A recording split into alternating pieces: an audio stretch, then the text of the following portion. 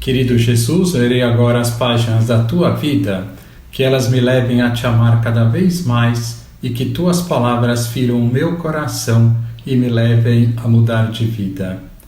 O Evangelho de hoje é o Evangelho de São Marcos, capítulo 9, versículos 2 a 13. Naquele tempo, Jesus tomou consigo Pedro, Tiago e João e os levou sozinhos a um lugar à parte sobre uma alta montanha. E transfigurou-se diante deles. Suas roupas ficaram brilhantes e tão brancas como nenhuma lavadeira sobre a terra poderia alvejar. Apareceram-lhe Elias e Moisés e estavam conversando com Jesus. Então Pedro tomou a palavra e disse a Jesus: Mestre, é bom ficarmos aqui. Vamos fazer 3 tendas, uma para ti, outra para Moisés e outra para Elias. Pedro não sabia o que dizer, pois estavam todos com muito medo. Então desceu uma nuvem e os encobriu com sua sombra. E da nuvem saiu uma voz: Este é o meu filho amado, escutai o que ele diz. E de repente, olhando em volta, não viram mais ninguém a não ser somente Jesus com eles.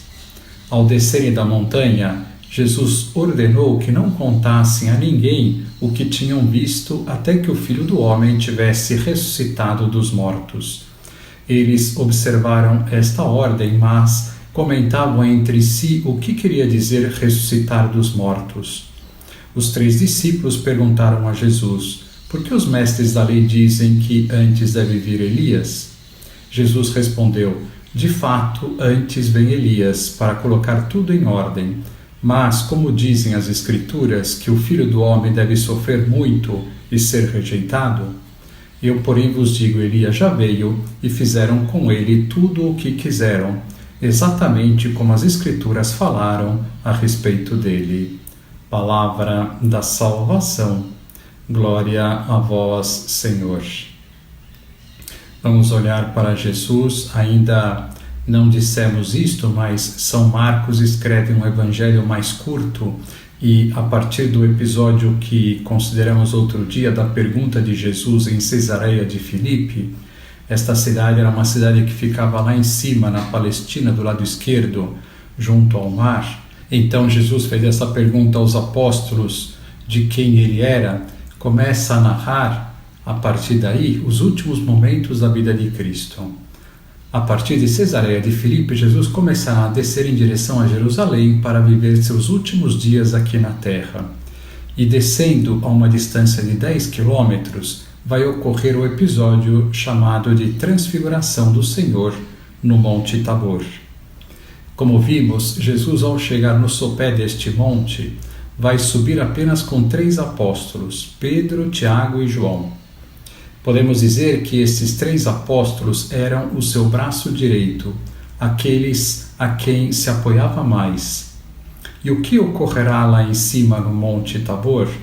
Jesus mostrará a sua glória a eles. Por quê? Podemos nos perguntar. Antes de mais nada, é preciso dizer que Jesus, apesar de ser Deus, aos olhos humanos, parecia um ser humano mais santo que já existiu sem nenhum defeito. Mas Jesus, por várias razões, não mostrava sua glória.